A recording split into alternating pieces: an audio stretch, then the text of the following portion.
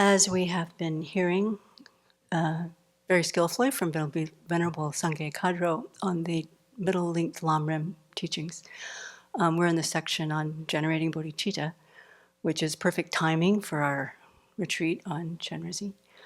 And so we know from all of our teachings on developing bodhicitta that the steps require us to learn to see sentient beings as lovable. Then, on that basis, then recognizing the extent of the suffering at its most subtle level that all beings are experiencing, then we generate our compassion, which leads us to eventually develop the wish to, or the commitment to free all beings from that, and the only way to do that is to become Buddha. So those are the steps. I don't know about you with seeing sentient beings as lovable, but I have a real deficit in that area. I can do it, but anyway, it's something I really wanted to work on in this retreat. And I wanted to especially do it with a Tonglen practice. And so in the years that I've been doing Chenrezig, I've never been completely satisfied with where I put the Tonglen meditation in the text. So I asked Venerable Sangye Kadro for some advice, and she kindly offered me a text that was written by Lama Zopa Rinpoche that includes these in the sadhana.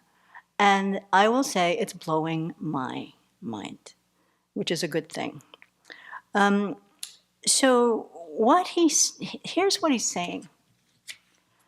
With respect to remembering the kindness of sentient beings, so remembering the kindness of sentient beings is the step in both methods, the sevenfold cause and effect and the equalizing and exchanging self and others method. Recognizing the kindness of sentient beings is the kind of like the juice that helps us recognize not only how much kindness we've received, but then we're the beneficiaries of the kindness of those people, which makes them lovable. Or we can begin to see them in that way, right? So he says to remember the first verse of the 8 verses of thought transformation with the thought of attaining enlightenment for the welfare of all beings. I will constantly practice holding them dear. Holding them dear. So then he advises, think how your perfect, precious human body with its 8 freedoms, 10 fortunes, all the friends and helpers around you, all your possessions and opportunities that you have to practice Dharma, all come from the kindness of sentient beings. That's not a new thought. And it's a lovely meditation, which we are reminded to do often. I personally find if I don't do this every day, I'm a real grouch. But to think about, here I am, in this body that seems to be working pretty darn well, despite it's got its falling parts these days. But, to be grateful for that, for the situation that we're in, the food that comes up the hill. It is so easy to find representations of kindness all around in the community. All the activities that we did yesterday to get those, the amazing story of how those library shelves got here is all a story of kindness. So that part is not so hard. But then he goes on to say something that kind of slowed me down. He said, all have come from the kindness of sentient beings, such as those in the hell realms. Now, this is not a brand new thought, but I haven't thought about this a lot before.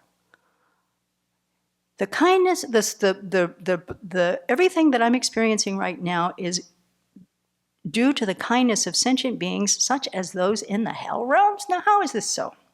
He says, the principal cause of the perfect human rebirth is observation of ethical conduct. For example, not killing, the basis of which is all sentient beings, which includes all sentient beings in the hell realms. That's a very clear logic.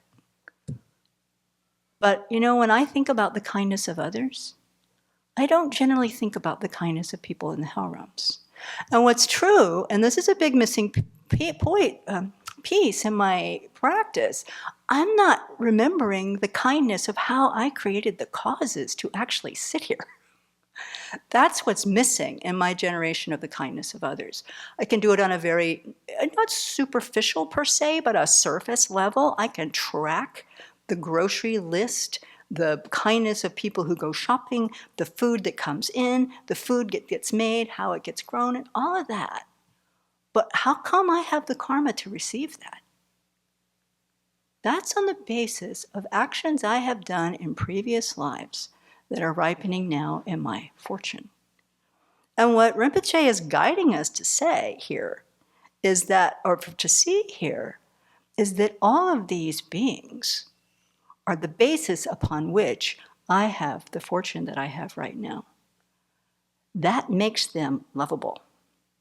So he goes on to explain in further detail, but then he says, having generated a deep feeling of kindness for sentient beings through analyzing in this way and going through every realm of existence, going through the Bardo beings as well, going through Arhats and Bodhisattvas, thinking again and again and again that because these beings existed somewhere in the past, I have created the karma to receive their kindness, and I'm receiving it right now. Then he says, add to your mala, they are so kind, they are so kind, they are so kind, they are so kind. So then he goes on for the generating great compassion. I mean, I don't know if this blows your mind. Sitting there and thinking about it again and again and again and again about all these beings in all these realms, I don't remember, I don't know who they are, but somehow, some way, by holding precepts, it's even more expanded. Right? By holding precepts, just by not killing them, I am generating merit. Not killing who? Not killing you and you and you and you and you and you and you, but also every living being. That's maybe mind expanding is a better way of describing that. Then he goes on to say, think why these suffering the hell realm beings are suffering now. They are suffering because I forced them to create negative karma. When they were my mother, at other times as well, they created much negative karma to look after me. So, okay, we need an example of that. But I have one.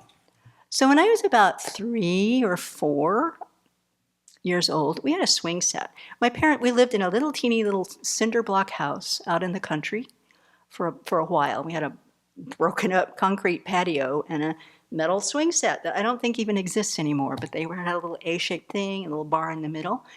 And I was at the age where I had discovered that I could hang by my knees upside down on the swing set. So in our little country place, in the front yard, quite a ways from the house, but right down the hill, walking distance for a small child, was a creek. This was in North Georgia, filled with cottonmouths. Snakes, poisonous snakes, deadly for a child. So we were quite, and I'm still kind of phobic about them. I've gotten better recently, but we were trained to not mess with the snakes. So after a rain, I was doing my little trick, hanging upside down my knees, and my brother's toy, what do you call that thing where you trundle? Wheelbarrow. My brother's toy wheelbarrow was under the swing set. And so I thought I would try to see if I could reach and pick up the swing set pick up the wheelbarrow while I was hanging by my knees. And I picked it up, and coiled under that wheelbarrow was a giant snake. In my mind, it was like this big around. I don't know if it was, but I screamed instantly, flipped off, stepped on it as I ran to my mother. And my mother, my 19-year-old mother, came out with a shovel and chopped that thing violently to bits. Just. Now, if I think of what my mother did that might have put her in the hell realms, this image comes to mind so clearly. To save my life, to save her other 2 little ones that were younger than me hanging out on the porch or on that patio, my mom was doing exactly what Rinpoche said she was doing.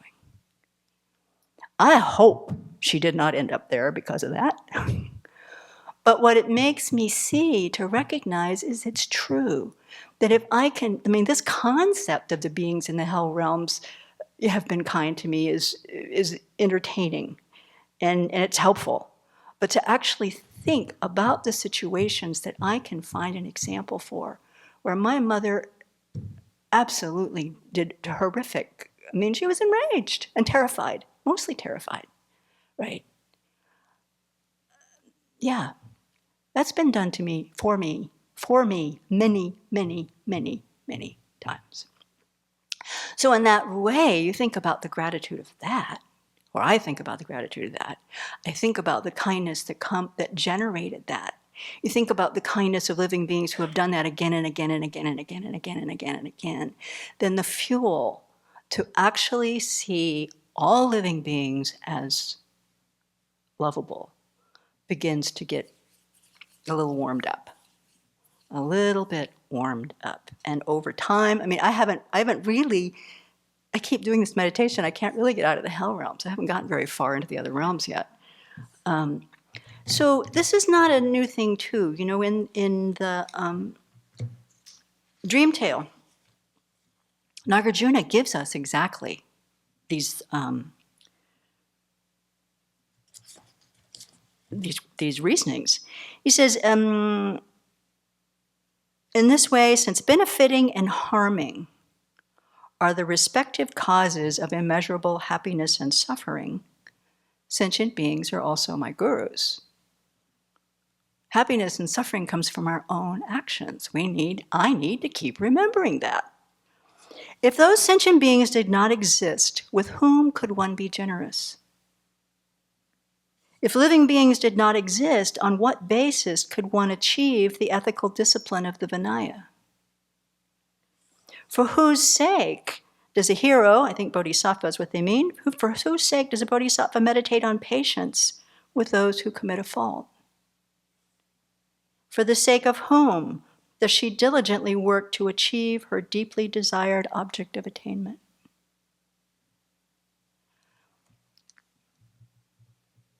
The reasonings are there. It's up to us to apply them and to just hold in our hearts as we continue with another month of this Chenrezig practice, to see that truly, without sentient beings, without other sentient beings, we have nothing. We are nothing. The things that we enjoy, that we've been, and we have no purpose, really. As Venerable Children often says, what else is there to do? Having met the Dharma, having learned these reasonings, having learned these practices, what in the world, for how many future lives are we going to else do?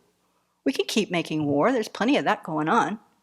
We can keep robbing people. There's plenty of that going on. We can do all those kinds of things. But how can we, once we start to recognize the kindness, with the basis upon which we live, how else could we do anything more?